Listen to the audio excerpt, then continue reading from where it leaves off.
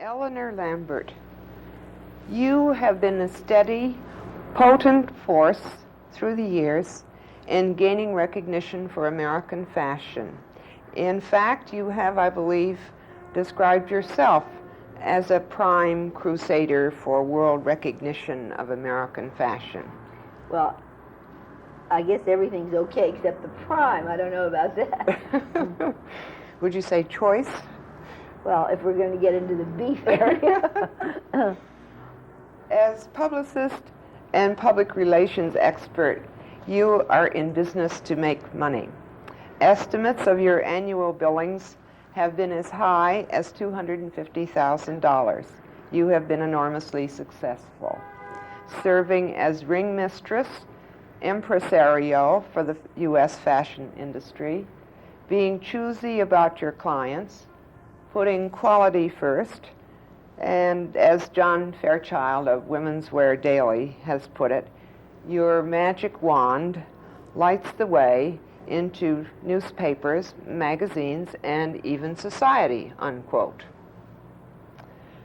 And yet, over the long haul, there has been a definable altruism in your business career. You've always said you love fashion, and you have been very insistent, very assertive in your running campaign to establish fashion as an art form on the same level with equal rights as other decorative or so-called minor arts. And you have helped to establish fashion in the public mind as an art form. Fashion is taken more seriously today than it was. We have hordes of people, thousands of them, gaping at exhibitions in the costume wings of the museums, and not only at New York's Metropolitan Museum. This is a countrywide phenomenon that's fairly recent. We have collectors of antique clothes, fashion illustration, photography of the past being sought out as aesthetic records that should be preserved and valued. Fortunés bringing big prices at auction in London. Adrians and Claire McCardles being hunted down, that kind of thing. 10 or 15 years ago, we didn't have this intense interest, at least not in American fashion. Now, here we are in the year 1977, and American fashion seems to be coming of age. It's really beginning to make it on an international plane. Today, American designers, wouldn't you say, have emerged as creators in the aesthetic sense, and they're as respected as their European counterparts. And you have been a leading, moving spirit in bringing this about. Can we go back to your girlhood in Crawfordsville, Indiana, when, and I think I'm right in saying this, American style was a stepchild of Paris, if any attention was paid to it at all? I should say so, if you're going back to my girlhood. It really was then. You have an art background. You wanted to be a sculptor at first, but doesn't your love of fashion spring from some abiding interest that you always had? Is there any? Yes, I think it does spring from an abiding interest, although I don't say what so many designers say to me, that they were making clothes for their dolls, or they were making clothes for themselves or their mothers, or somebody at the age of 9 or 10. I had no sense of that. But I was always a keen observer and fan of fashion, and my first job when I was still in art school was as a fashion reporter on the Indianapolis Star. I was going to school in Indianapolis, and I got a job doing it was called Talking Shops, the COTY title, and I bought the space in the paper, and I sold. It was a commercial, kind of a shop thing, but it was a signed column, but it had ADV at the bottom, of course, and it went very well. I did little sketches illustrating the the clothes or the objects that were being talked about. And then it went so well that I soon got one the same thing in the Fort Wayne Journal-Gazette. And then I commuted by Pullman car because we didn't have planes to between Fort Wayne and Indianapolis. I guess I neglected my schoolwork to such a point that I had to admit I'd never be a very good sculptor. And nothing is worse than a lot of heavy, mediocre sculpture sitting around, you think? So I'm glad I don't have that today. Now, ADV was advertisement, meaning advertisement. Remember that you have to you had to put that at the end. No matter how editorial it looks. But it was signed Eleanor Lambert. Was there anyone in your family who was a big fashion bug? No, I think my mother cared about clothes, and she was always very well dressed. We never had any money at all, but we used to charge clothes just the same. And I always remember the local department store in Crawfordsville was Bischoff's, and Mr. Bischoff was the old-style shopkeeper who stood in the front door and greeted everybody coming in. It was quite a big store. It was about 5 floors, I think. And my mother and I always used to go, shopping together. And I remember thinking, I know my mother owes Mr. Bischoff what seemed to me a lot of money. It was probably $50 or $75 or something. And I wonder if he'll welcome us. But he always did, and he always shook hands when the customers came in the door, and conducted each customer to the place where she wanted to shop. And I was always conscious, and I remember my first party dress, which must have been perfectly ghastly, but it came from Bischoff. It was kind of baby chicken yellow, and it had white island embroidery with, a drawstring thing of black velvet ribbons at the neckline and on the puffed sleeves, and a kind of draped skirt, I remember, but that was really great mode. Were these made to order? Well, or were they ready made? Of course, they didn't. No, they weren't made to order. No, they were ready made, but nobody had a label in those days, except maybe Bischoff had a label in it. I don't know, but we never were conscious of. Well, I think even then I probably knew the names of designers. Probably Lanvin I'd heard of because that was the robe de style, and I don't know what designers. I knew that was the 30s. I probably knew about, it was the late 20s actually. So I might have known a few Hollywood designer names if they were used. I think Adrian was known then probably, and Travis Banton probably was. I don't know. But there was no such thing as a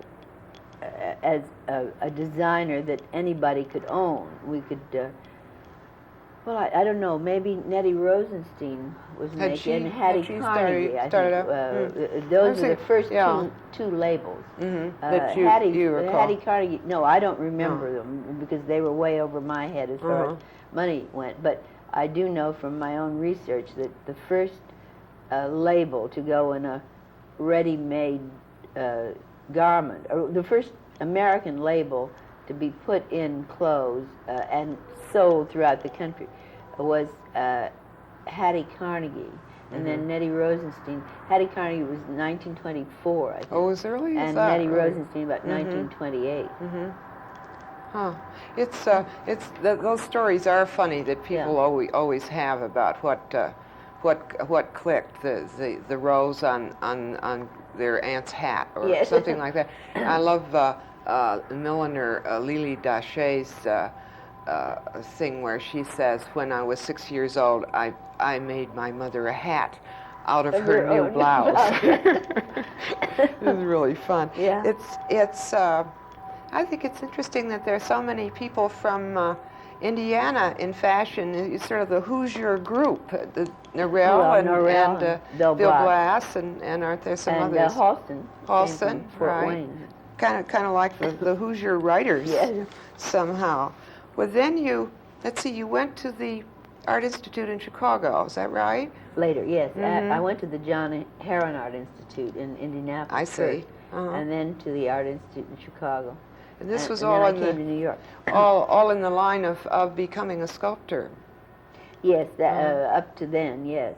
But I remember a gypsy fortune teller in the stockyards of Chicago who told me that I thought I was going to be an artist, but I would never be one, but I would always work with artists. And I always remember, I don't think we always remember. I think we suddenly remember years later what a gypsy fortune teller told us. Well, none of the things that were wrong. Your business here is in a building that is filled with art galleries, isn't it? So yes, you're surrounded. Pace Gallery is downstairs. Then what made you want to take off for New York? And I understand you left with $100, and you had there are all these stories. You had one black coat, and it all sounds like you found an apartment on Riverside Drive. Sounds sort of like Hortense Alger or something. No, I found a furnished room on Riverside Drive. But no, I actually had $200, and then but I spent $100 of it as a down payment on a fur coat from a credit for a coat place in Indianapolis. But fortunately, it was a national company, and filching everybody, I'm sure.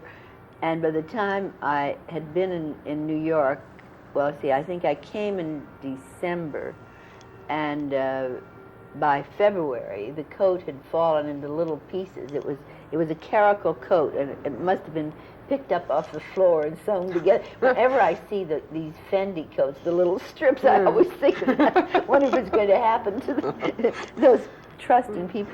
But I was paying so much a week, you see, for this coat, and when it began to fall apart, I looked up the central office of the fur company and went in and showed them the coat, and they said, "Oh, well, leave it with us and we'll try to fix it." So I left the coat, and I had, I was shivering with real cold then, and never heard from the coat again. But I heard over and over on the payments, which I, of course, didn't continue until I got the coat back or some satisfaction. And suddenly, I was earning $16 a week from the parish. Oh, isn't it awful? I can't remember.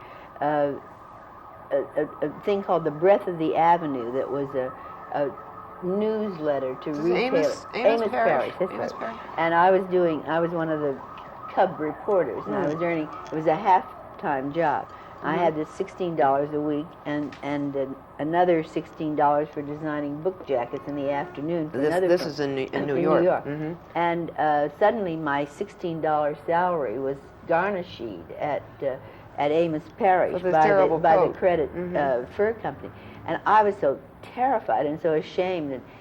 But I had heard somewhere of the Legal Aid Society. And I don't know how, it just came to my mind, and I went over there. And Morris Ernst was on duty that day because famous lawyers took turns. And I told him the story, and he looked at me, and he picked up the phone and called this company. And what he said to them was absolutely terrible.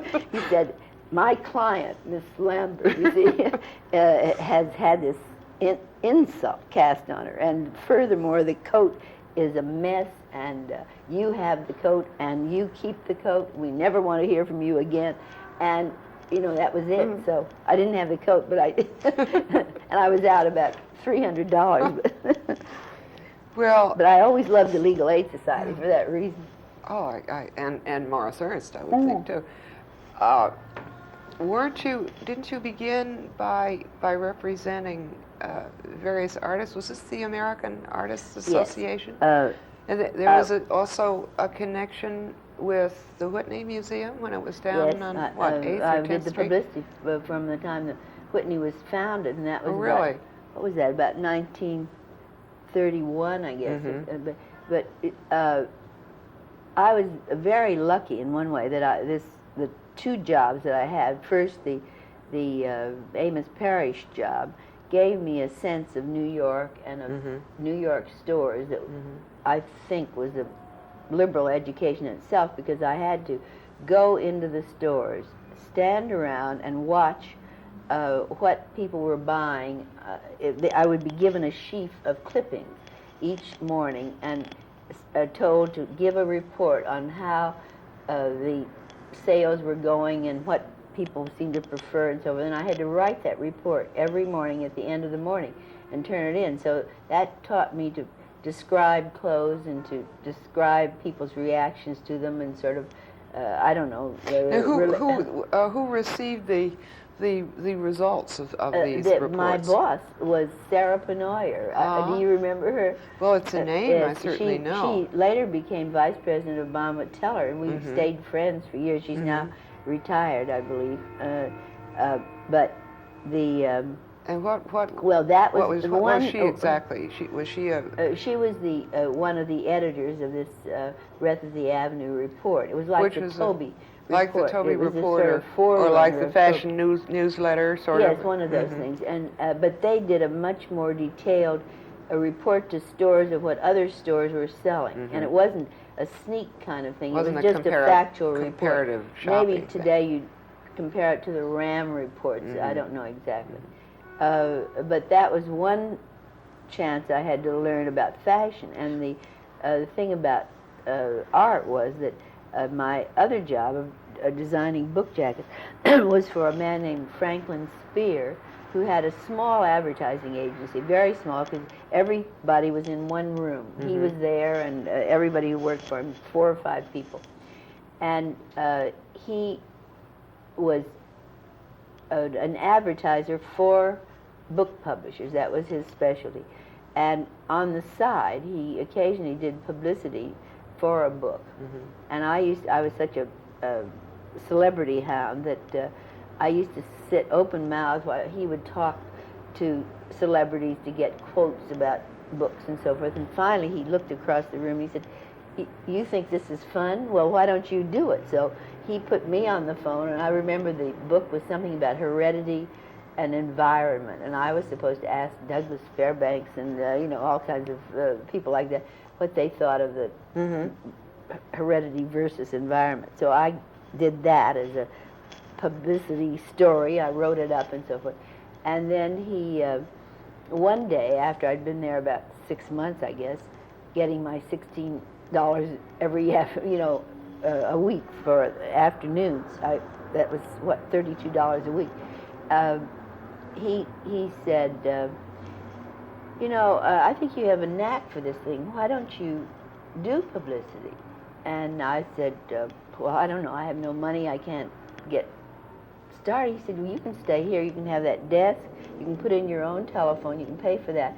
Otherwise, as long as you want to stay, you're welcome. And I said, well, I was thrilled, but I said, I don't know how to start, who I'd work for. And he said, well, you're an artist, so what do you think you'd know? And I said, well, I think I do know a good deal about American art. I've studied it, and I know the names of people. And he said, well, why don't you try that? And he really goaded me into it. And I went to a couple of galleries along 57th Street, and I made the proposal that I'd do publicity for an exhibition, and I would charge $100 for the job. And I did that, and it worked very well. And then who are the artists? Do you well, recall? people like Jacob Epstein. Let me see. Morris Ernst, Max. What was Abe Ratner? Abe Ratner was one of them, and Leon Hartle and people like that. John Curry. John Curry was. I arranged for him to go to Ringling Brothers Circus to travel with the circus, and that whole series he did on the circus came from that. And so then I gradually, got quite a few clients, the artists didn't pay except when they had an exhibition. They paid the $100, or the gallery paid it. I never knew quite. But then the American Art Dealers Association was formed, and they gave me a job of representing them, the whole association. So then I got a salary and a fee by the year, and I ran up and down the 57th Street and Madison Avenue doing these exhibitions. But it was a lot of fun, and I really loved that part of it. But then when the Depression came, of course, everybody was flat, and art galleries were terrible. I still had the job, but some designer named Annette Simpson, not Adele, but Annette Simpson, telephoned me and said that she had read a story that I had arranged for an interview with an artist, and she had telephoned the newspaper to find out whether how that story came about, and they told her it was through me. Oh. So she thought that she'd like to have me do publicity for her, and that was the first designer. I never got paid, however. She was very crazy. for a period there, then you were concurrently working in the art area and the fashion retailing area. And then, of course, the Whitney Museum was part of that whole thing when it opened. Well, for the year before it opened, I did the publicity, and then afterwards, and that's the way I met my future husband, actually. To that. Now, hadn't you been married briefly? Yes, I was married. Well, it wasn't so brief. I was married for about 11 years altogether, but we separated after 7 years, and then it was 4 years before we got a divorce because neither one of us was interested in anybody else. Was that someone who was an artist, or was? No, he was an architect. He was an architectural draftsman, and we eloped from school from Chicago. What were the stores that were the important stores at that time? What stores Lord did you Taylor cover? was important. And what were the people actually buying? Many of them that are still here. Well, Bergdorf Goodman was there, of course. There were. I don't remember that I had to report very much on dresses, the kind of dresses people wanted. It was mostly things like special events that they had, or neckwear. I remember somehow hanging around the neckwear counters, which they don't even have anymore. Collars and cuffs. Collars and cuffs and jabots and things like that. That must have been the time when there was a little navy blue or black or dark dress. Yes, a little white touch that you It bought. was varied with these different collars and cuffs instead of being varied. Those are early accessories, I suppose, or I think they were, yes. But they were. It was much more dressmakery than it is today, and I don't remember that we ever had things called separates then. I suppose we did, but of course the first fashions were blouses and skirts. That was the first ready-made garment. So that goes back before me. Now, there certainly were, you mentioned Annette Simpson finding you and asking you to represent her. There certainly were American designers at the time. I suppose Jessie Franklin Turner was, she's tea gowns, wasn't she? Yes, mostly? But I think she was gone by then. Maybe she wasn't, but I'm not conscious of her as much as that was the beginning of the 7th Avenue era, because there were already big firms, huge firms, International Dress Company, and there was a firm called Jack Davis Company that was immense, because very soon after that, when the Dress Institute was formed, those people were really the biggest contributors, because it was on a basis of 0.5% of their volume, and they were enormous firms, but they didn't have any labels. They just sold to stores, and the stores put their labels in. And I don't know whether David Crystal had a label then. International Dress didn't when I first knew them, but they did put one in later. And there were individual designers, though, weren't well, there? Nettie Rosenstein was already a big success. Hattie Carnegie, Joe Copeland. Herman Tappé, was he Tappé older? Was not. He was just about fading out. I think maybe he was even that was earlier. Dead. And then, of course, there had been people like. Let me see. There was somebody. Harry Collins was a big name, but that was custom order. Muriel and then, King. Of course, Muriel King. I think, yes, I think she was there. I wouldn't swear to it, but I think so. And of course, people like Elizabeth Hawes. Maurice Rentner, Elizabeth Hawes, Claire was soon after that, if not already. Anne Klein came along pretty soon because she was a junior. That would be in the 30s, late 30s, wouldn't it? Now, Hawes is still, I'd say she's still read. At least fashion is spinach is still read.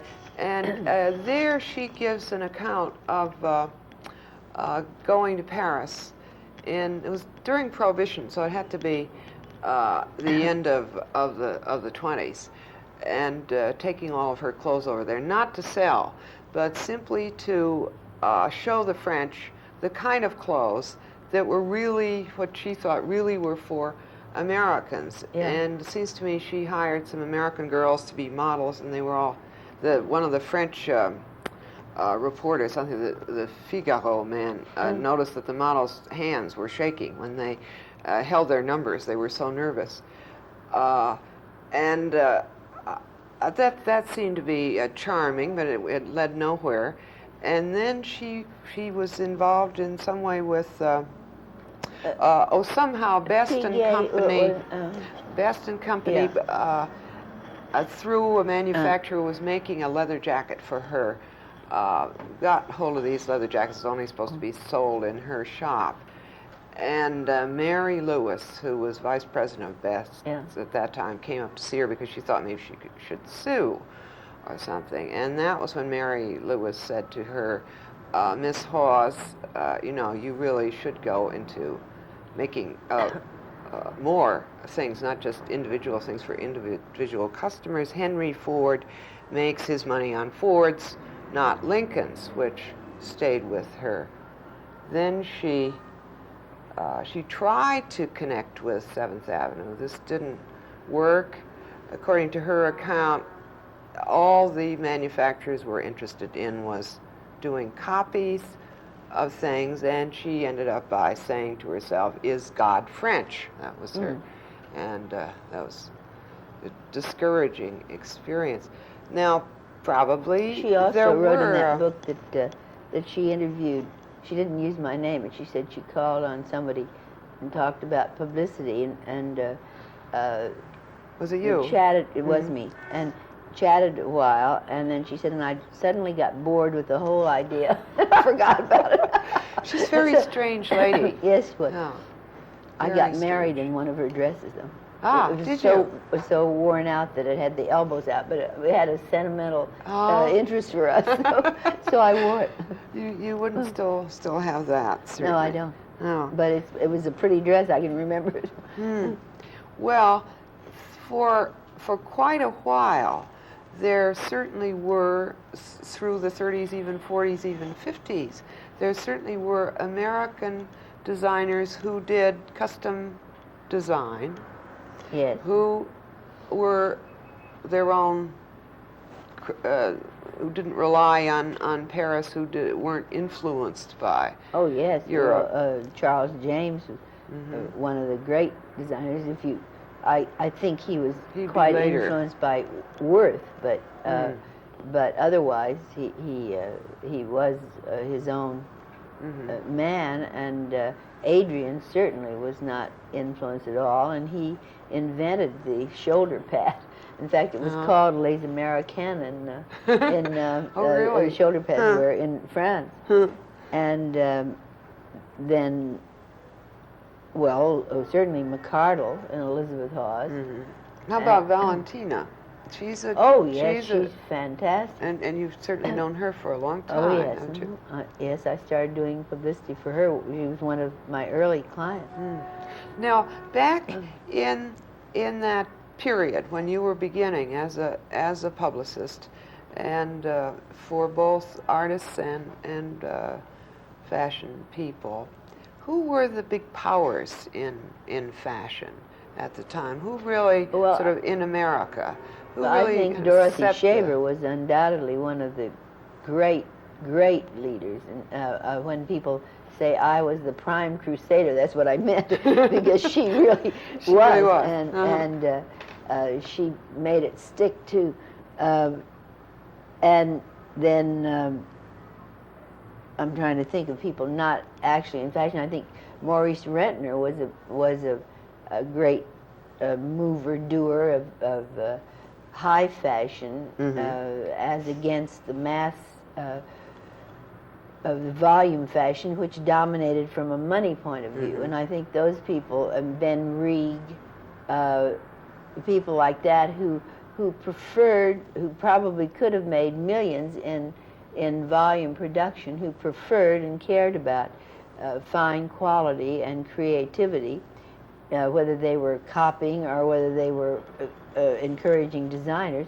Certainly Maurice Rentner's sister, Anna Miller, who gave Bill Blass his first job and kept him on. In fact, he went from Anna Miller to his own firm, I think.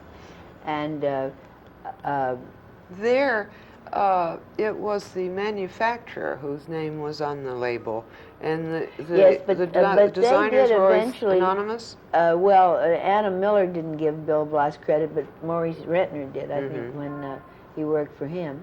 And, of course, Hattie Carnegie was a great school for designers because she had Norman Norell, Claire McCardle, Jean-Louis, and still another one.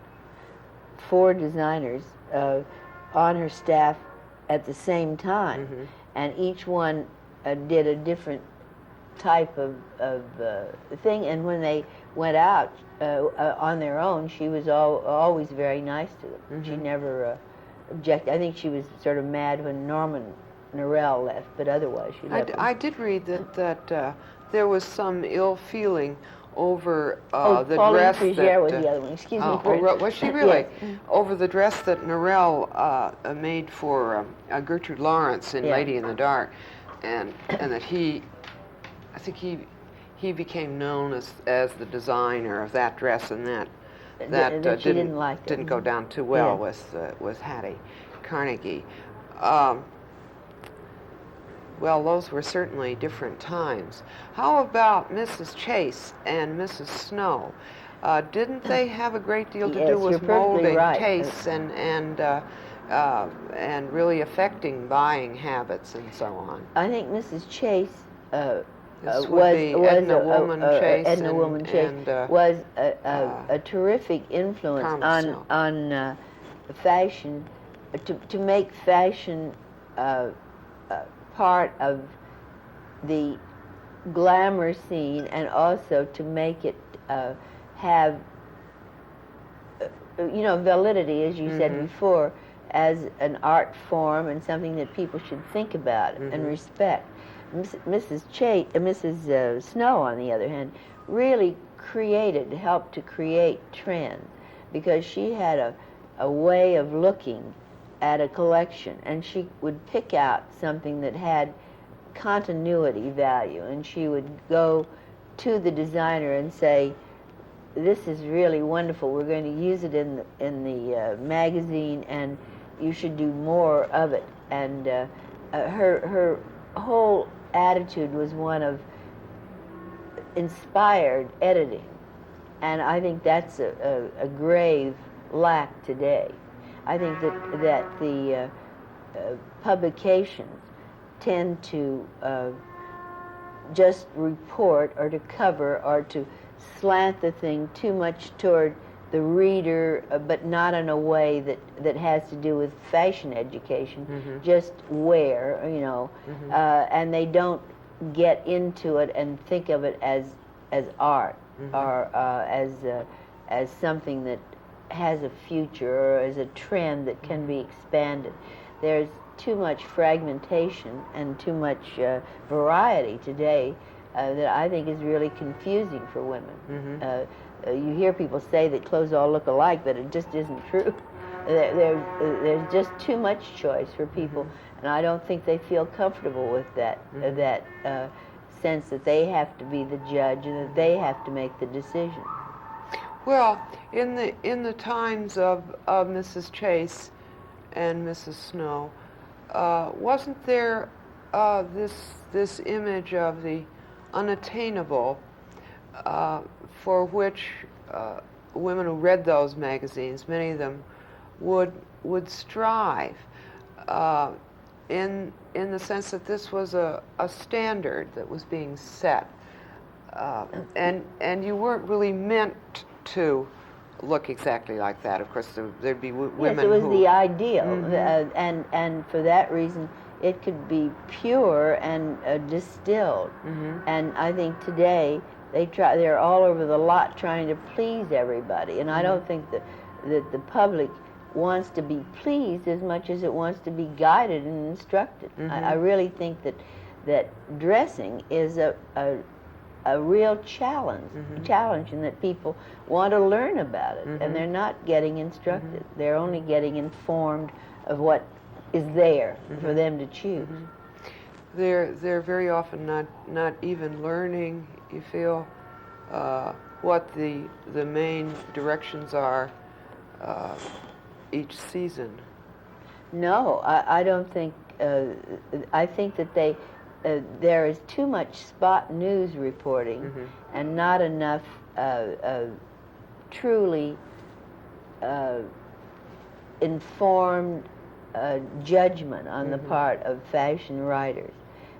I think that fashion writers like to feel that they're critics, but they don't take the responsibility of a critic to really give a background, to give an educated judgment, and to really inspire people to buy or not to buy. And that's what a critic of the theater is for, or a critic of music, or anything else. But I think the fashion writer today falls between the two stools of being the front page reporter and just a person who writes captions for a lot of pictures without thinking it out. Well, of course, there really was, despite Dorothy Shaver, who it seems to me had two campaigns or whatever at Lord & Taylor promotion series to promote American design, one early in the 30s and then the other during World War II when we were cut off from Europe. And Lord & Taylor almost represented this great new school of American designers, Tom Bergantz and a whole Claire slew Potter of people. Vera Maxwell. And that Vera Maxwell, and that was also the beginning of American sportswear with California at the same time. But if you go back and go through not just Vogue and Harper's Bazaar, but if you go through the women's magazines, McCall's and Ladies' Home Journal, Women's Home Companion, all of those, it took us ages to break the French connection. There really aren't any mentions of any designers in any of the ads, much less the picture credits, the editorial ones, and it was just Paris, Paris, Paris.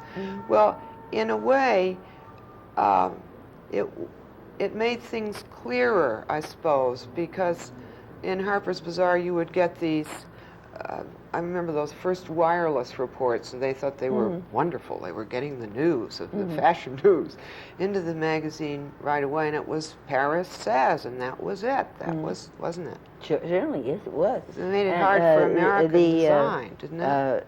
And in fact, when I first started working, I don't remember ever seeing Mrs. Chase at a fashion opening. I think Carmel Snow did come. And of course, Toby came faithfully and went to the Paris collections too. And the story is told that she used to fall asleep, and she would just open one eye, and that was the best thing in the collection. And Mrs. Snow did the same thing. But I think those people were really fabulous. When you think that Dorothy Shaver, Toby, and I'm trying to think if there were any other people who were responsible for the Costume Institute of the Metropolitan Museum. I went along, but it wouldn't have happened if they hadn't been there too. And then they also founded the Fashion Group, which is now a world organization. They were great friends, and I think that when people of influence are friends and see the same need at the same time, that is a very important thing. And I think through the understanding of those people in fashion, they really got things done. What role did you play in the founding of the Fashion Group, and when was that about? When? I don't remember the year, but I remember that I was part of it, and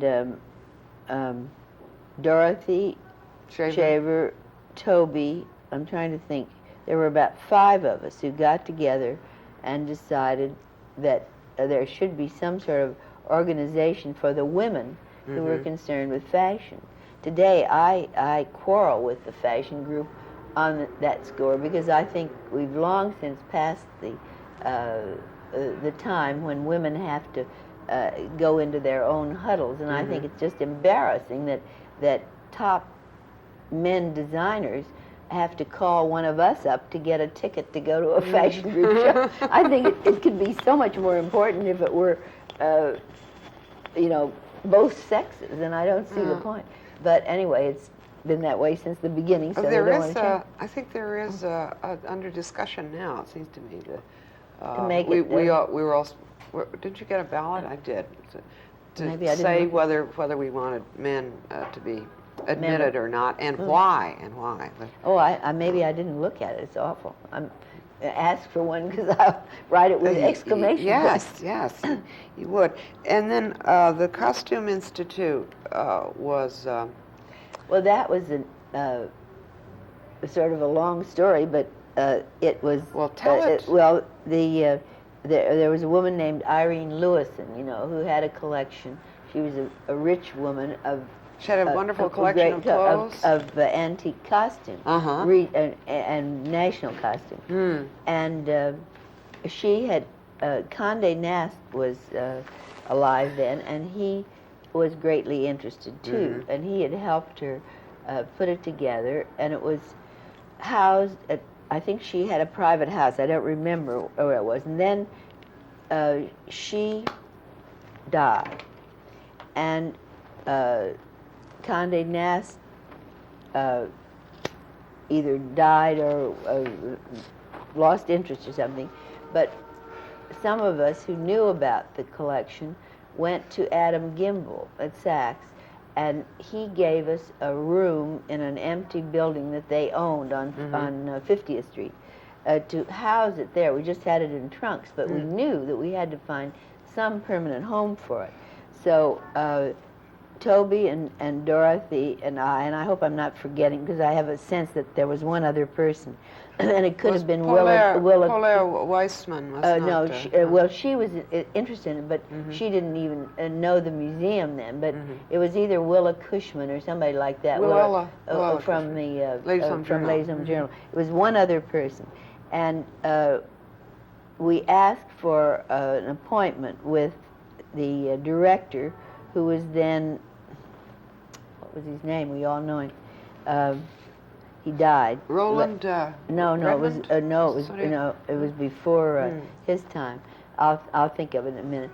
And we asked for an appointment. And he invited us all to lunch, and we told him that this collection existed and that we felt it was of major interest, and in the city where the first industry was fashion, that the Metropolitan Museum should have a wing of of fashion, not American fashion, and for the use of designers for research and so forth. Excuse me. Yeah. Now, was this, do you think, the first concept of a fashion wing rather than a costume wing?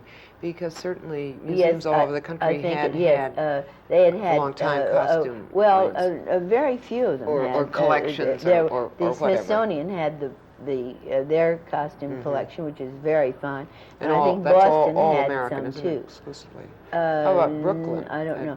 Brooklyn had a costume collection, but never was on display, and it was always just an archive. And it wasn't really in costume in the fashion sense. It was what's your name, Murphy? You know, remember who was there? Somebody Murphy that we all knew was interested in the. Michelle Murphy, that's right.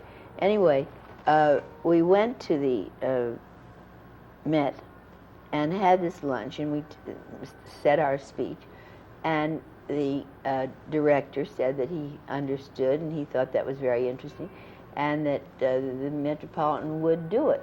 But he said, we feel that on the basis of your statement that the fashion industry needs and would use such a thing, that we should have some sort of a token fund raised by the fashion industry to start it. So we said, well, what do you mean by a token fund? And he said, well, say $125,000. And we said, well, that's too little. We can't go to the fashion industry and raise that small an amount. It would be silly. But we will go and try to get some money, and that will be it, will it? And he said, yes, absolutely. So we went out and we asked for a minimum of $1,000 and a maximum of $10,000 from industry, big firms, corporations, and people interested. And then we raised $350,000.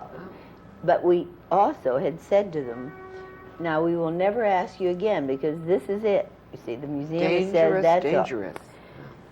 So everything was done. It was an exchange of letters. Excuse me. And do you recall who the large contributors were? Or yes, I remember Singer Sewing Machine was one that gave us $10,000. Really? And I don't remember who else, but people various like manufacturers. Yes, big textile companies, DuPont. I'm sure. I don't know what they did. But the thing was that after we had the official announcement, and we had they set up an exhibition that was really wonderful, and then they came back and said we need $30,000 a year. $30,000 a year. Yes, and we said why, and they said, well, that's what it takes to man the section. And we said, but you told us you never need any more money.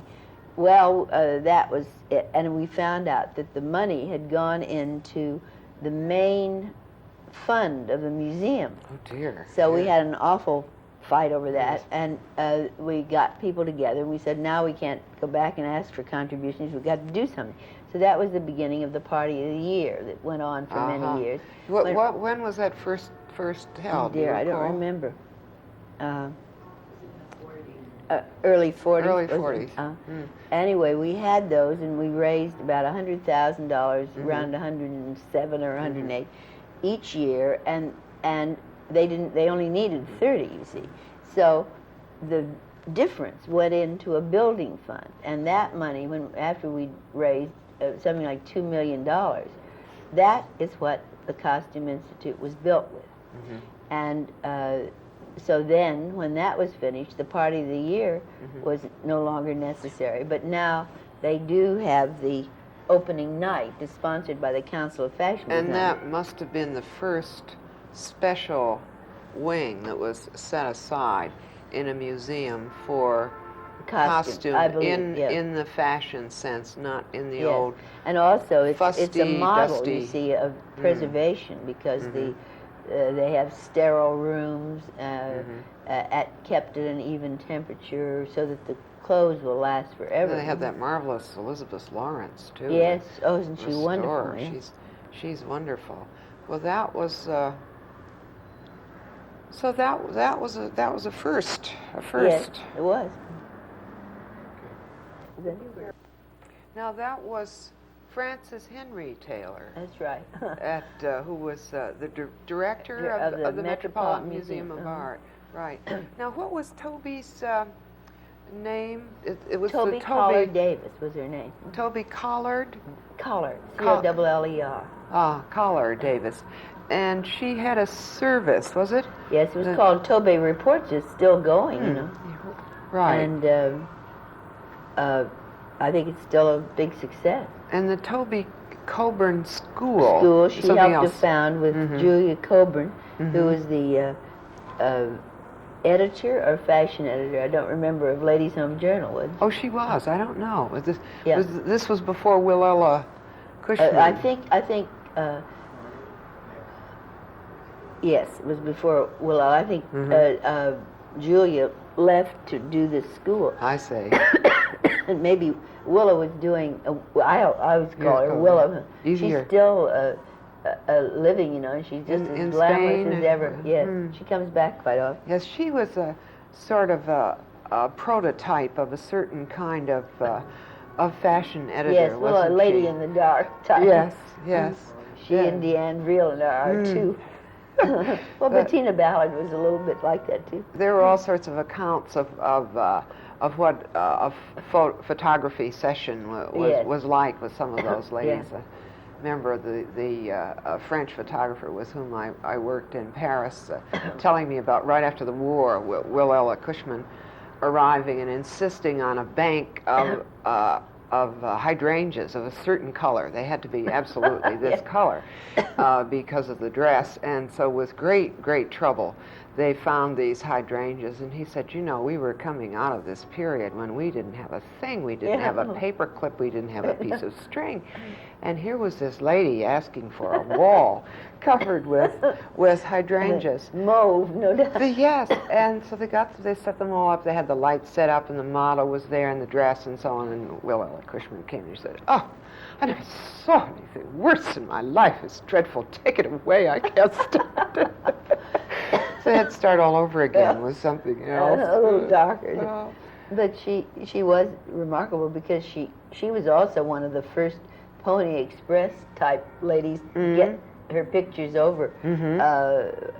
Because I also heard that one time she had made a batch of photographs in Paris, and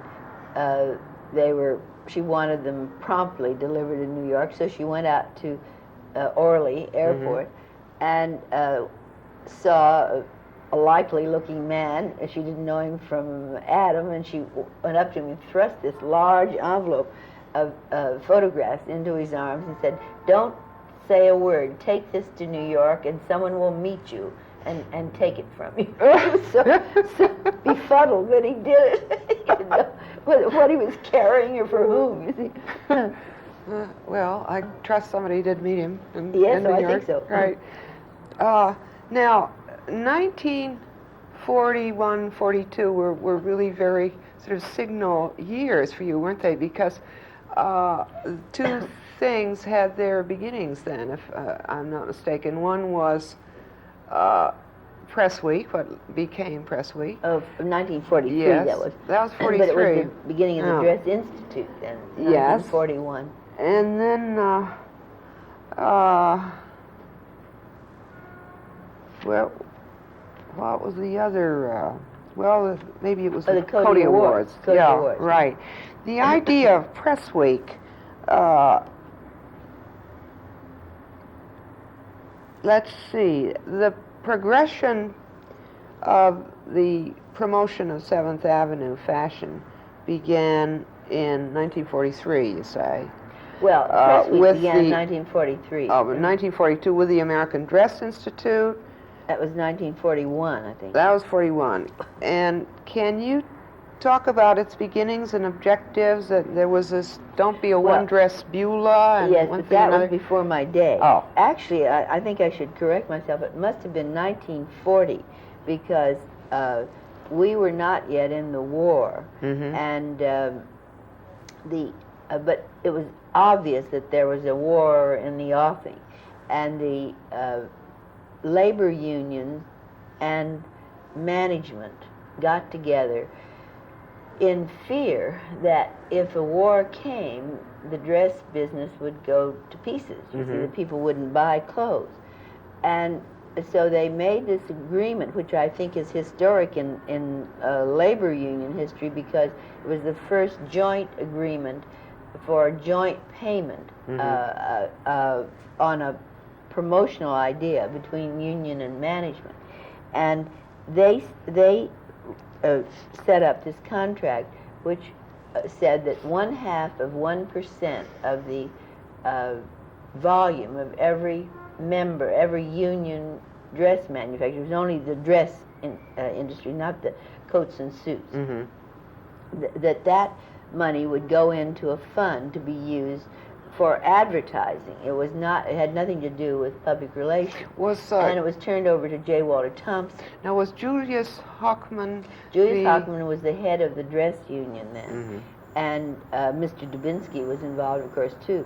But it was the associations of dress manufacturers and the people, the important people within them, and so they turned the money over to an advertising agency to do big billboards, and the agency, J. Walter Thompson, was famous for certain things, like they did Listerine, and it was Aren't You Ashamed, halitosis stuff, and did they do I laughed when they laughed when I sat down at the piano? I don't know whether they did that, but they did the Pond's Cold Cream thing, and I don't know what else, but their three themes were applied to those ads that you speak of, because one was, aren't you ashamed to only have one dress or something, one dress Beulah, and there was another one that I thought was hilarious, of Mrs. Washington visiting the troops at Valley Forge, and all these dying and maimed men were looking longingly at this lovely lady. So a lot has happened since then. Anyway, it was not a success in selling dresses, because dresses became one of the few things you could buy. When the war began, soft goods you could buy, but you couldn't buy refrigerators or automobiles or anything made of metal. So that the business boomed, and therefore this fund grew and grew and grew, and they couldn't possibly spend it all. And they also were being beaten up by the stores, who told them that the whole thing was ridiculous, the angles that they were taking. So they went to see the heads of stores. And I remember Mr. Holmes was the head of Bauma Teller, and Dorothy Shaver of Lord and Taylor, and Andrew Goodman. I don't know, but what Andrew Goodman's father was alive then. But anyway, Adam Gimbel, and I guess Andrew Goodman. And those people all told them that they didn't need advertising, they needed publicity. And that's the way these people recommended that the Dress Institute come to me. And so when I started, which was 1941, I tried to do a general campaign on fashion, but it was almost impossible, because the name designers were resented very much by these big people who had put, I know this J.D. Dress Company, it was, the Jack Davis firm, were putting in about $75,000 a year into this fund, and they could get nothing out of it because they had no label. Their clothes were unidentified. And so I finally got some of the men together and said, you know, just forget the whole thing unless we can use some names.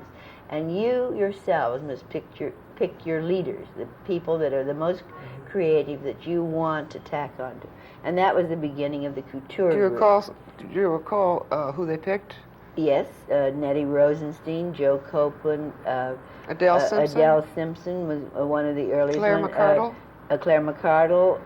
She was Townley. The Townley frocks it was. Frocks. But I'm not That's sure a that word Claire we was don't in hear. that because in the beginning there weren't even 15 or 20, and I said, but it isn't enough just to have dress people. You have to have people that make suits, and Ben Zuckerman was one of them. Ben Reed made coats and suits, you see.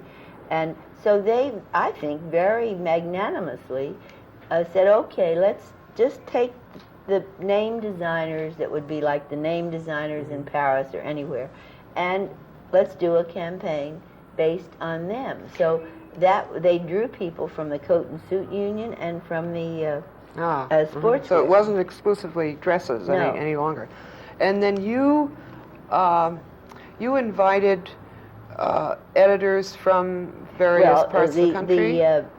The press weeks began at a meeting, I remember, of this Couture Group, when Ben Reig, who was a very rough and ready person, said, well, now, you're always giving us advice. Tell me what to do when those women from out of town, those writers on newspapers, come horning in with the buyers, and they want to know, they want to sit in. Should we let them in or not? And I said, I not only think you should let them in, you should invite them to come and see. You see. And so that's how it all came about. Everybody thought that was great, and let's do it. And so we set up the press week. And it was held where at that? Well, it was held in the showrooms. They trekked originally up and down they went up in and the down, elevators, yes. And because there weren't so many, there were only about 20 members then, you see, of the Couture Group. And I remember we invited 150 editors, and the first time 53 came. Yes. And we offered to pay their way. And but we had sense enough to make it optional. They could pay if they, they could accept if they wanted to. And we never, did anything about it. In fact, I never knew who accepted and who didn't, because it was handled by somebody else. And but I remember how those first fashion editors, some of them were, pros. They were okay. And others had never really seen a collection. They had seen clothes in stores. And perhaps had never been to New York. Well, I don't know. I'm not sure about that. But in any case, they had never seen a whole collection. And one time, I was in the elevator, I remember, at 498 7th Avenue. And, of course, I didn't know them, and they didn't know me. I didn't know them by sight. And one of them said, are you, to another friend, also another editor, are you going to so-and-so's collection? And she said, no, because his clothes don't fit me. So I think fashion reporting has come a long way since yes, then. they were rather subjective, in other words. The dimensions of the whole idea of Press Week are really pretty broad. The idea of having an organized scheduling of showings of the most noteworthy clothes and the accessories and hairdos and whatnot. This was your concept then, and this performed a great service for designers and manufacturers, and it meant more to American women than they perhaps realized. I've found a quote from an Associated Press story written in 1968, but it certainly would apply to the 40s and the 50s as well. This writer said, the housewife browsing through a ready-to-wear rack of Middletown, USA, may not have heard of her, yet Miss Lambert has influenced her wardrobe choices, the housewife's choices, that is, by promoting fashion clients so that they become important labels in high fashion, worth noting and copying at lower price levels. Anyone who has heard of the world's best dressed women lists or the fashion critics, i.e. COTY Awards, whether she agrees with the often controversial choices or not, has been touched by the world of Miss Lambert. That's very nice.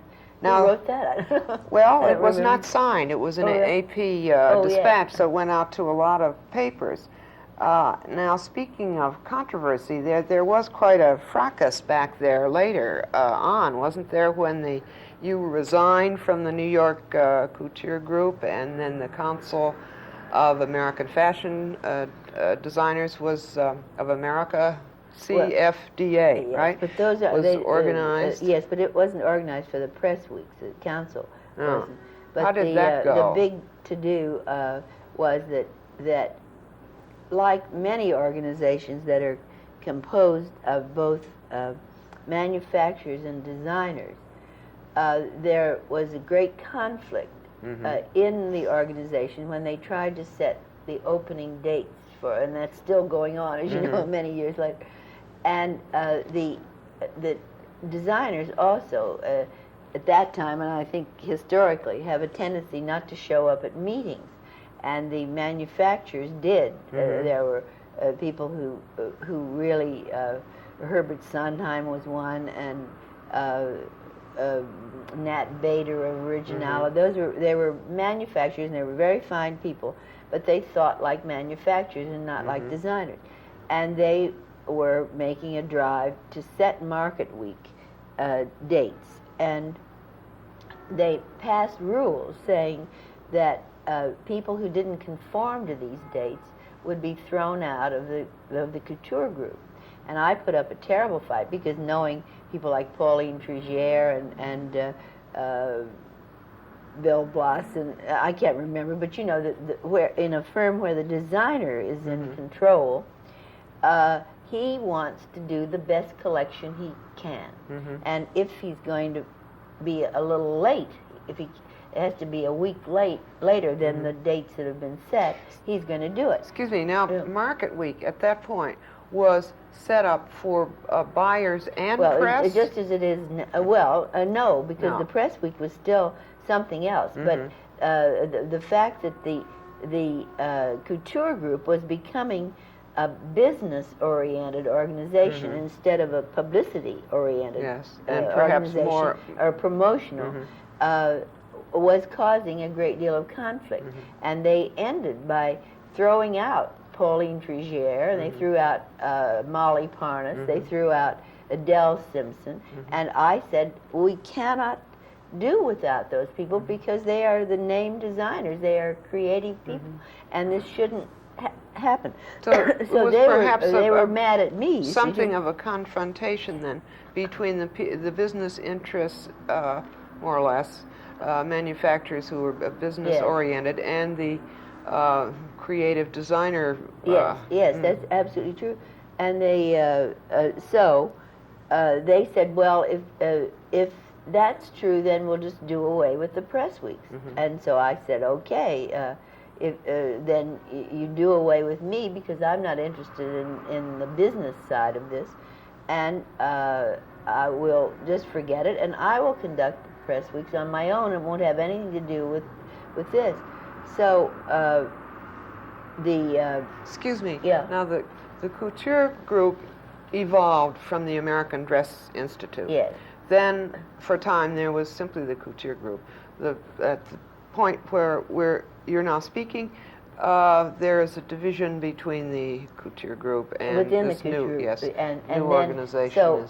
So I left, and they decided to keep it going as the Couture Group Business Council. And I said to my clients, and to people who were not my clients, but who were out of the group, out of the Couture Group, well, let's set up the press weeks, because they're going to give it up, you see? And let's keep it going, because it's a good thing. It means that first-hand information for the press, and we should do it. And they said, fine, let's do it. So it has become the the American Designers Series. That's what it was called, and it's just a pro rata. They put money into the kitty, they spend it, and there's no club. You don't belong to anything. You just do it if you want to, and that's all. Now, meanwhile, then the Couture Group Business Council decided that they should not give up the press week, and they went on and conducted one at that was never conflicted. We tried not to conflict, but they had their own, and their members that were not with us went on and showed it, and now that has fallen by the way. But I think Mildred Sullivan, who did it before, still has a press week.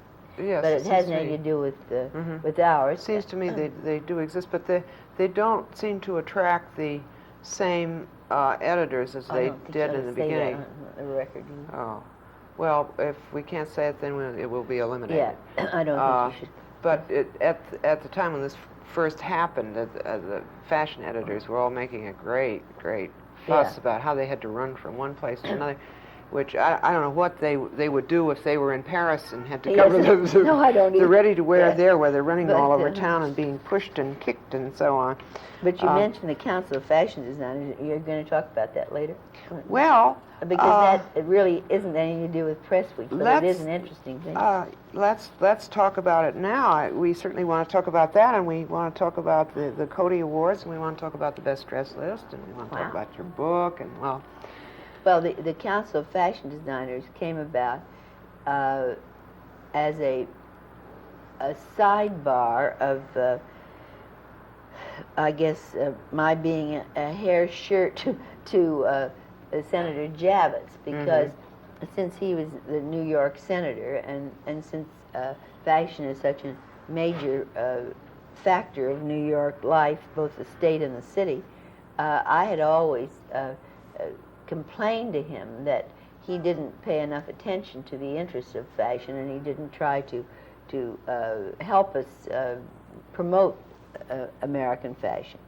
And in fact, one time I remember when Mrs. Truman announced scornfully that she had no intention of buying an Easter costume, I wrote a stinging letter to Senator Javits about how didn't she remember that there was such a thing as business, and it was during some sort of recession, and this was her idea of saving money, but she quickly went out and bought one, so he was helping some. But anyway, one day he telephoned me and he said, you know, you're always criticizing me and making complaints. He said, what would happen if fashion were named as one of the arts? So he said, I have a bill before Congress with Senator Pell to establish the National Council on the Arts and the National Endowment. And he said, suppose I put fashion into that list, because it goes into the bill that everything it touches, this effort. And but what will happen, because the government cannot deal with individual firms. Who would they deal with? And I said, well, you get the bill passed, and we'll have somebody for them to deal with. So I grabbed the phone and called, the obvious top designers, and they came up here to my office, and we set up an organization called the Council of Fashion Designers of America, and it's an honorary society.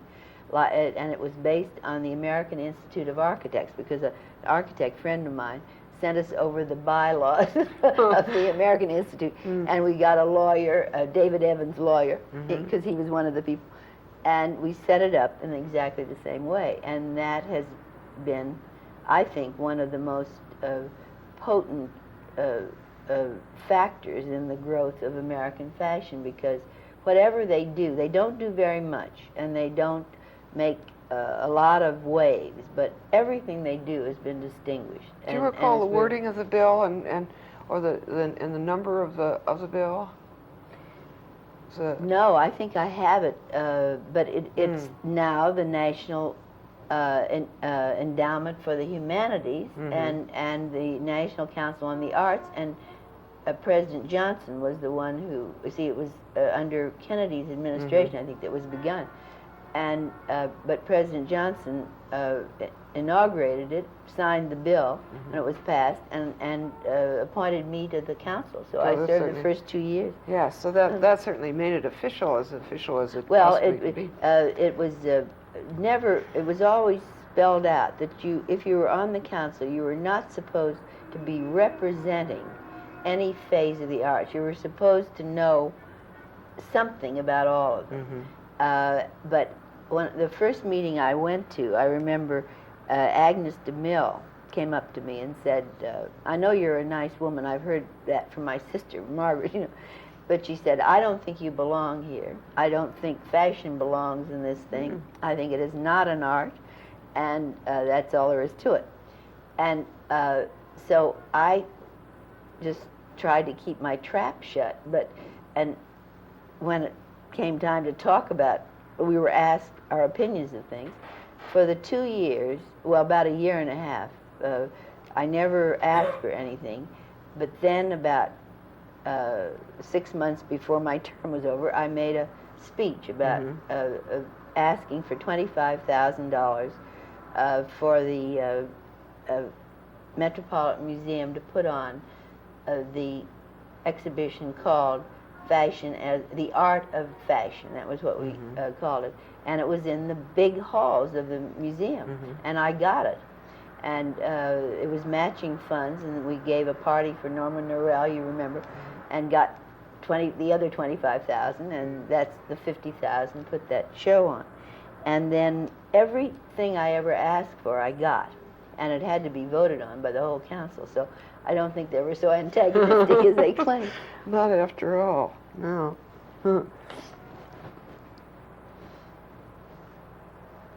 And we did the first seminar ever held for costume museum curators. That was on a grant from the National Council.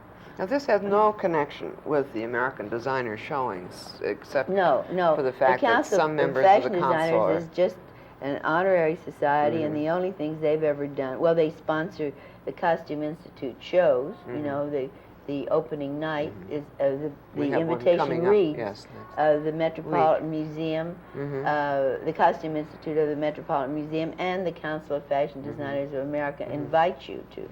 And that money that we raise from that dinner goes to the, naturally, to the Costume Institute, and then the council contributes $10,000 to the Costume Institute every year. I don't want to forget to mention the March of Dimes shows, which you put on in, must have been, what, the late 30s? No? Well, 40s, I guess. 40s, because, yes. Was this an innovation in fashion I shows? guess it was, yes. Had that kind of thing been done before? I don't think anything that large, and anything with that sort of theme that related theater and well, the entertaining arts and the and fashion. Did it precede the COTY Awards showings? Yes, I think so. Now, let me see. How many were there? Was it just one, or no? I did several? them for about 18 years. Did? So maybe they did start in the 30s. And where were they held? At the Waldorf mostly, and they were. They charged $100 a seat for them in those days, and also they were always sold out the day after we announced it, because it wasn't. I don't know that people care that much about seeing all the clothes, but they cared about seeing, you know, Judy Garland and everybody. I have a lot of photographs I found in an old file the other day of one that wasn't the March of Dimes. It was a Council of Fashion Designers show in 1963, and it has Robert Redford as a young man. It has Elizabeth Ashley. It has Judy Garland, Helen Hayes, Cyril Ritchard, Beatrice Lilly, and there's a wonderful picture of Bill Blass and Beatrice Lilly. I remember walked out onto the runway and suddenly fell down, just threw herself down and stuck her leg up in the air. And Bill Blass is standing looking at her leg like that. It's absolutely wonderful. I showed it to him today. He said, "I don't care for myself in there, but I'd like to have a copy." No, but the March of Dimes shows really were great. because that was, well, it was during Roosevelt's administration. Of course, when was that? That was Let's that see. the, Well, that was covers a long time. That's what, 1932. yes, through. well, it was in the 30s, though, not the 40s. Well, yes, but I mean, it went into the 40s. Mm-hmm. But he was, it was for polio, you see, when the March of Dimes was for polio. Oh. And we went on until the March of Dimes licked polio, and they were going to do their, make their effort for birth defects. Mm-hmm. And we felt, mistakenly, I think, that that wasn't a strong enough cause to warrant all the effort that we made. But I think they've done very well with it, and it has helped. Well, now, at the time when you began with the American Dress Institute, IE, which became the New York Couture Group, and we're doing press weeks, the COTY Awards started, did they not? 1942, wasn't it? Yeah. Oh, yeah, I have them here. I seem to have been awfully busy.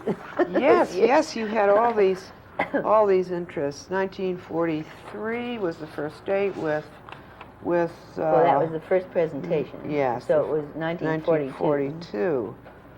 1942. And that was during the war, wasn't it? yeah. That do you feel are all the designers, as you look over the list, are they all represented? Do you feel there are any oversights, perhaps? I mean, certainly. Well, when you look back, I'm sure there were oversights, certainly, but there were also discoveries, because I remember when the jury told me that they had chosen Giorgio Sant'Angelo, I'd never heard of it. Mm-hmm. And there were several instances where the designer was truly known only to this group, and that's he was why, really Pat Peterson's discovery, wasn't he, Giorgio? well, I have the feeling. I think he might have been, but the thing that they mentioned to me was that he had some things in Harper's Bazaar, some plastic jewelry that he was doing there. But I don't know. I think through the years, the record of the COTY Awards is spectacular. That the insight and the foresight that designers have, that editors, fashion editors have, in sensing what a fashion designer does mean or will mean to the public is rather wonderful in that. And I don't, and certainly through the years they have never plugged for their friends. They might be friends with the designer, but wasn't on that basis that they went after.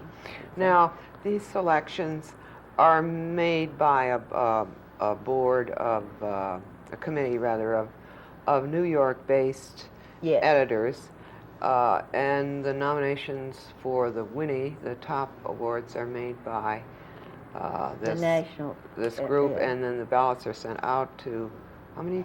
500, 400? 450 editors all over the country for the final choices. Well, you did have some battles in the course of all this. Maybe they were just spats. Norman Norell, you sent him his award, and he sent it back to you? No, he had his award. He was already in the Hall of Fame. But he was, as you remember, very strongly supporting John Moore as a talent, and to the extent that he had, I believe, put some money into John's own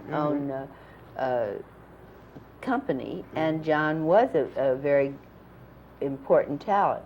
But that year, the jury gave the award to Rudy Gernreich, and Rudy had done that year, I remember, a coat with one lapel, and Norman was such a classicist and a purist, and he also had hoped very much, just as John had, and a lot of people had felt, John deserved the award. So he bundled his, Norman bundled up his a trophy. No, Vina And Hoffman. yes, a statuette. statuette. Yes. And sent it to me with a handwritten letter that I think I still have somewhere, saying, I have always treasured this and believed that it was a true tribute to talent. But I cannot feel that that's true if they're going to give it to a man who makes it a coat with one lapel. And I am sending it back. And so then I wrote by hand saying, you can send it to the jury, or you can throw it in the river, but don't send it to me because I'm just the coordinator. And then I sent it back to him, and I never have seen it since. I don't have any idea, because he swore that he never got it back. And I guess he didn't, but I did send it. And so that's the So that's what that was all about. But the main thing was, that's another one of Women's Wear's little anecdotes. contributions, because for the first time in the history of the awards, a journalist at the meeting went out and reported it, and that was Carol Bjorkman, who was a lovely girl, but maybe she was an amateur as a reporter, I don't know.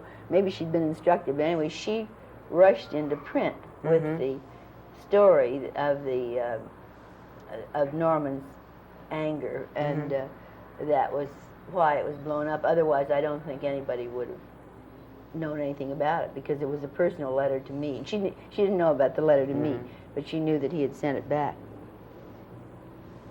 Some of your critics have faulted you for what they say is your elitist, that's one of those vogue words today, view of fashion. And this kind of comment seems to come up about the time that the International Best Dressed poll is decided on. Oh, you mean elitist in the sense of only rich people being on yes, the poll? Or perhaps votes, only you are only interested in designers who make very expensive clothes and that kind of thing.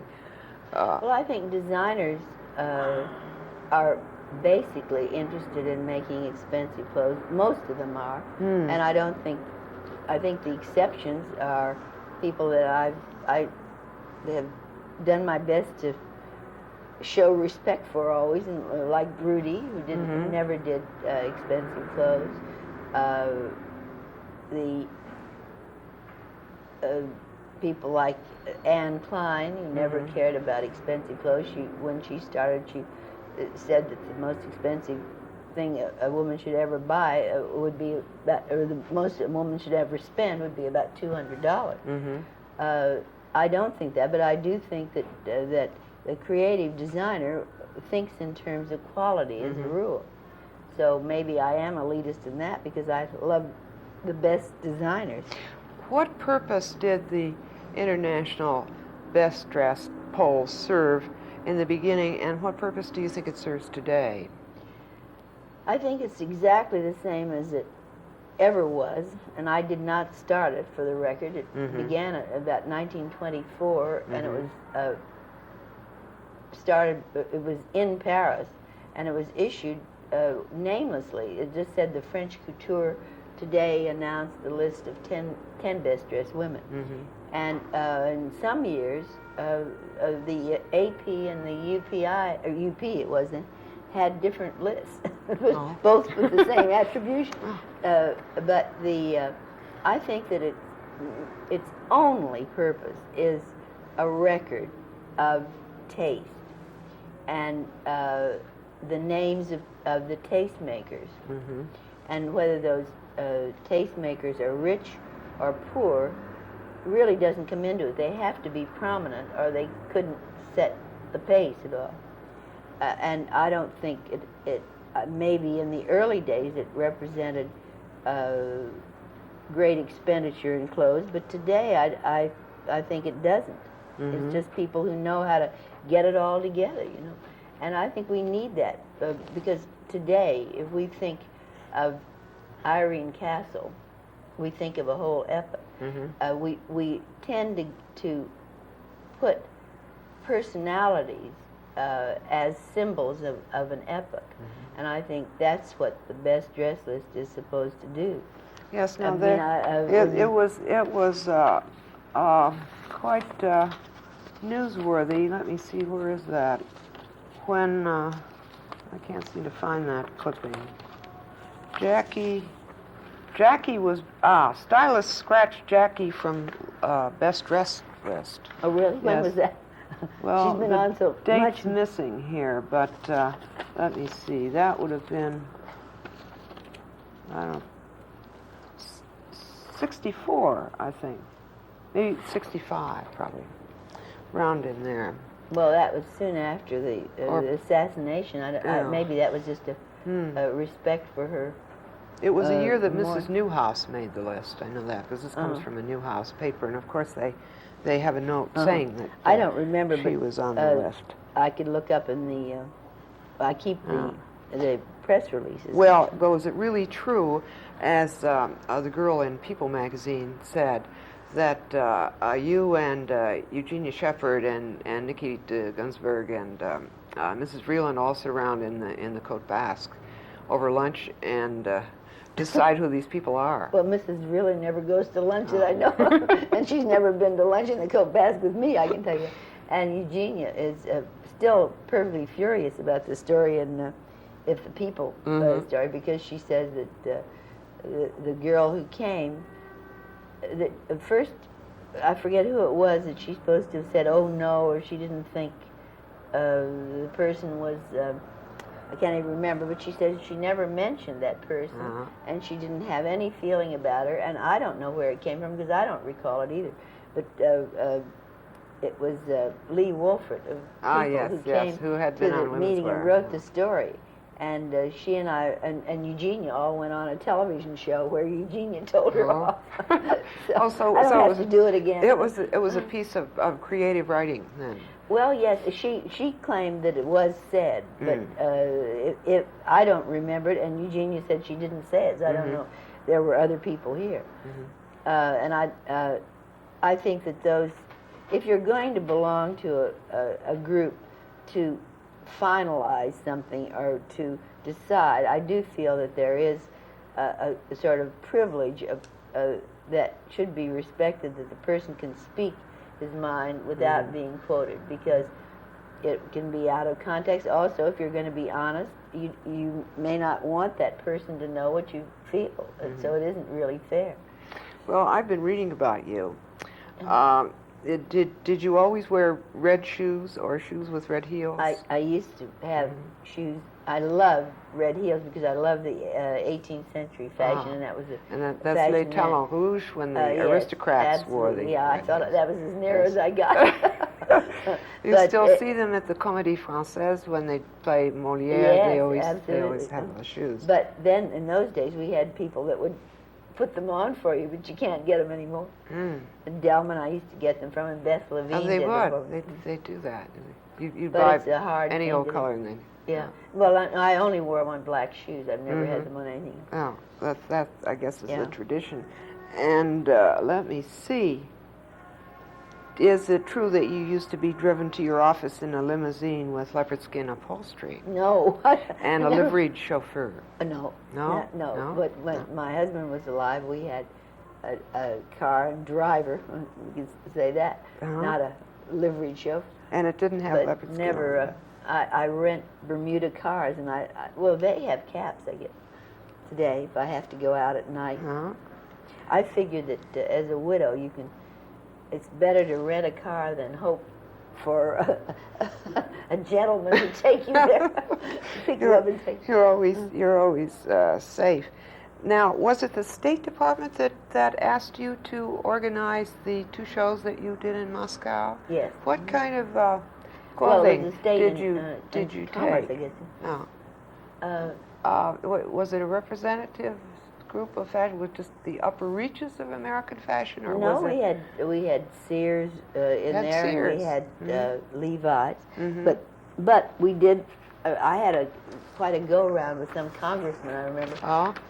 But I remember he was a congressman from Brooklyn, and he got up. It was in the Congressional Record, I know, and said, that woman up in New York, she doesn't know anything except about all those rich clothes, and we want to show the Russians that we're just like everybody else. So I was interviewed, and I said, well, I don't want to show the Russians we're like everybody else. We are a capitalist country. We have wealth, and we have privilege, and we have beautiful things, and we live marvelously, and that's what I want to show.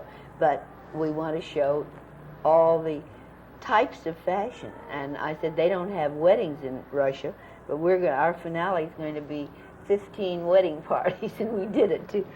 But that was 1959, and then in 1967, the Russians set up a thing called the International Clothing Exhibit, and they asked the American government, and there were 29 countries represented, and so the American government had me do a show there, and that was a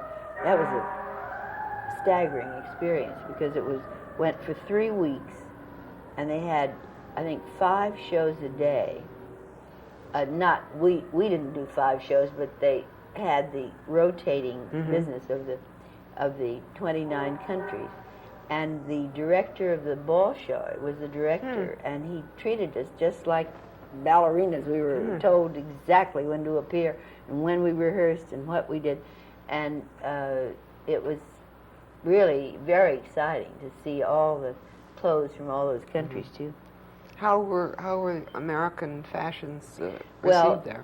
They went crazy. Did they? They threw flowers on the stage, and we had some Russian models. We took, I think, 12 American girls, but we had about 12 Russian girls, and I remember finding that one of the Russians could not make a change when we were doing the dress rehearsal. And so I went back and I took her costume off her rack and gave it to somebody else, and she burst into tears and rushed out of the place. It was the biggest drama you've ever seen, because she thought I didn't like her. You see, I didn't like her looks. So we finally, through interpreters, convinced her that. But she said she could make it, and as I remember, she did do it. We put the rack on the stage so that she could make a quick change.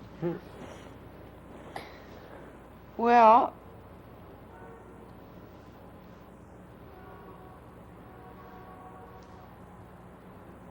what would you say have been the important contributions to international fashion that America has made from our folklore and the counterculture and mass production and creative design? What things stand out? Well, the most obvious, of course, is jeans, which are an American fashion, but I think the shirt, waist, and skirt, the very beginning of ready-to-wear, was American, the Gibson girl, and the. Would that have been the sort of precursor of separates of? Yes, well, I think it was, though we didn't realize it at the time, and I think the unconstructed dress. Unconstructed garment, which was Claire McCardle long before anybody else. Well, V&A, of course, had made things, but hers were very technically complicated.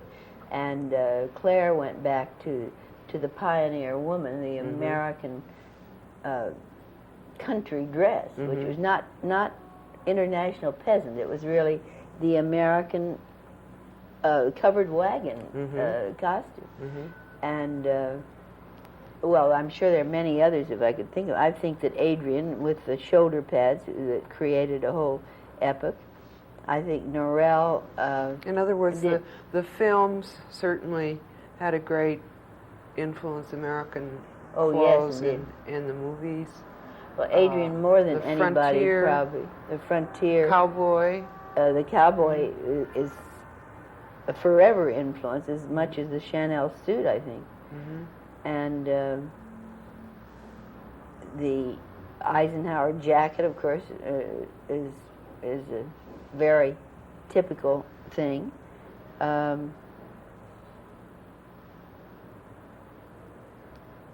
don't know. I don't think you really could say that the little suit or the little black dress, which are both credited with us, but I do think they had their beginnings in Europe. How about leisure wear, casual things to wear around the house?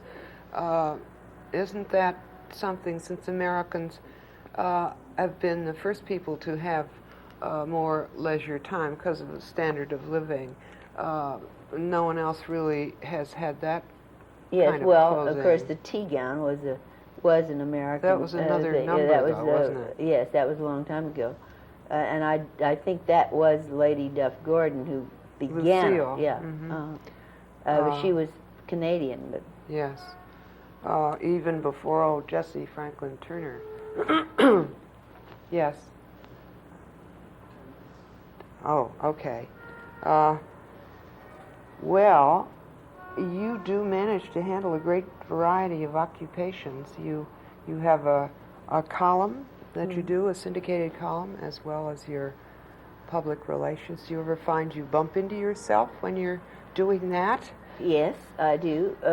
But I think it's a question between me and my journalistic integrity, which is kind of ingrained, and also just the practical fact that I only have 60 papers, and if I want to send a press release, I can hope that it gets printed in about 200. So it isn't very practical to do that. But anyway, I don't think today that the strictly fashion column has a meaning. I think it's sort of living in the people, which certainly for the rest of my lifetime will be the primary interest of newspaper readers, magazine readers too, I guess. Do you think high fashion is dead, or that fashion is dead? We went through that tumultuous period when everybody was burying high fashion. Yes, just like God.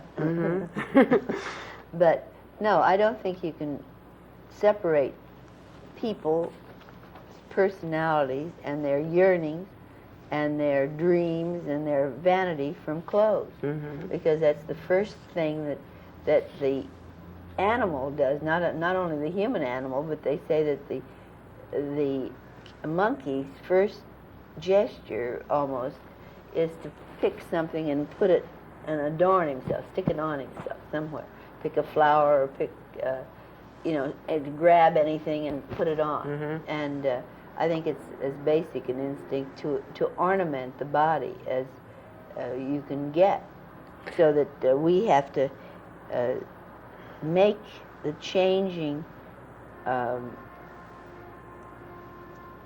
persona of humanity fit our ideas of I don't mean you and I, but the fashion world must try to keep abreast of these changes and fit into them and make them interesting. I think we've had some rough times when we didn't know what to do and people didn't know. But there always has to be fashion. You can't kill fashion, because as long as people do anything, wear anything or put anything on.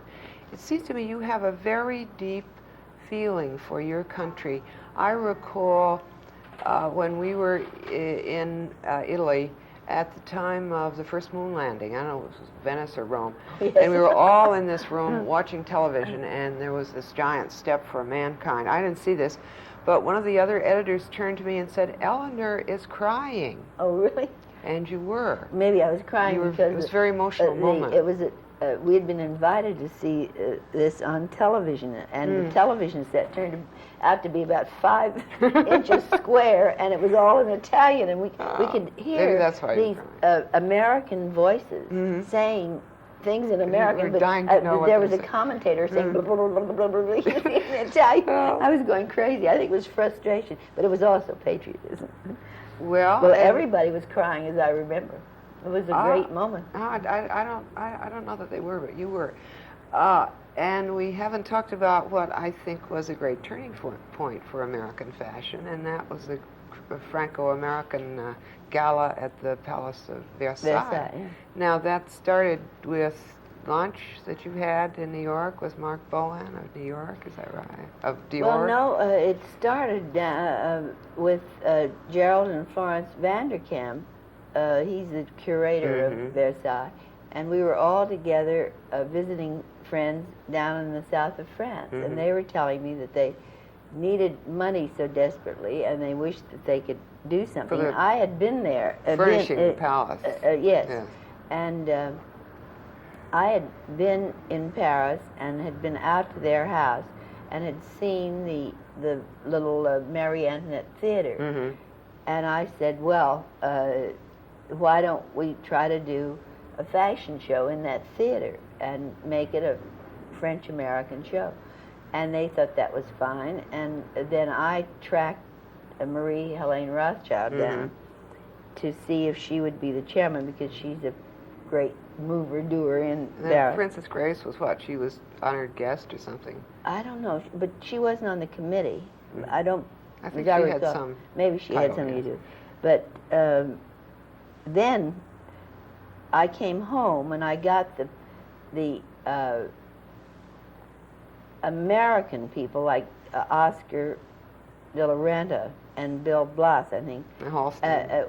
Well, Halston wasn't involved in it at the beginning. At that time. Because they said, well, how will we settle on 5? We can't pick ourselves. So then I went back to Paris, and that's when Marie Helene Rothschild had Marc Blanc, Givenchy, Saint Laurent, and Ungaro, and Cardin together. And we asked them to pick the 5 designers that they felt were their counterparts, their peers in America, and they picked the 5. And then there was a lot of to do because one designer couldn't do it. I can't remember one that they picked, and we asked Jimmy. We called them. I called them from Oscar's office, actually, and said, "Who else would you want?" Because I really can't remember who it was. It couldn't go. And they said Galanos, and then Galanos felt hurt that he hadn't been invited in the first place. So well, in any case, it was a great triumph for the Americans. They all carried on about our showmanship and so on, but then privately they said the clothes were terrific, and they all leapt and threw their programs in the air, programs in the air, and cheers and stomping and so on. It was. Well, actually, the people like to say that the American show is so much better. I felt, and we were wonderful, there's no doubt, but the French show had a point of view that was correct, and if it had been explained, I think the public would have liked it, because they had tried to recreate an 18th century divertissement on the stage in the palace, and it would have been perfect if the audience had understood, but they just thought it was kind of old-fashioned. Well, of course it was supposed to be, but nobody ever announced that. 18th century, after all. No, I don't think people did realize that, but there were some memorable moments, certainly. Did you go? Sure, I went. You don't remember? I don't remember. I was too dizzy. Yes, I certainly did go. Oh, I remember was that we had no water in the theater. There was and no the water, models, and we had poor to, models. Yes, they were sending out for Evian for them. It was. I don't know what they'd do if it caught fire, because there's no water. There's literally no water outlet. No water in the palace at all. Isn't there? I don't know. I don't know, but perhaps not in the theater. Perhaps not. Could be. I don't think it's all very strictly controlled as to what you could do in those places. Well, is there anything that you what do you think is the really thing you're proudest of that you've done? And is there anything you feel you've left undone that you'd like to have done? This sounds sappy, but I think the thing I'm proudest of is having brought the fashion press into contact with the designers themselves instead of just with their clothes, because I think that is a rapport that is continuing and has been immensely valuable, far beyond anything I've done, because all I did was bring them together, and from then on they relate. So one person can't be a great machine or a great power in this day and age. That's nonsense. Do you think there is a fashion mafia? Has there ever been? I don't believe there is. I think Women's Wear is going to try to say so. Well, there's not. If there is one, it's not for a base purpose. No. Well, you've pretty much set out what you accomplished to do then. I hope so. Shall I die quietly? No, heavens no. Sounds like an obituary. Well, it was not meant to sound I know, like that. Of course, of course.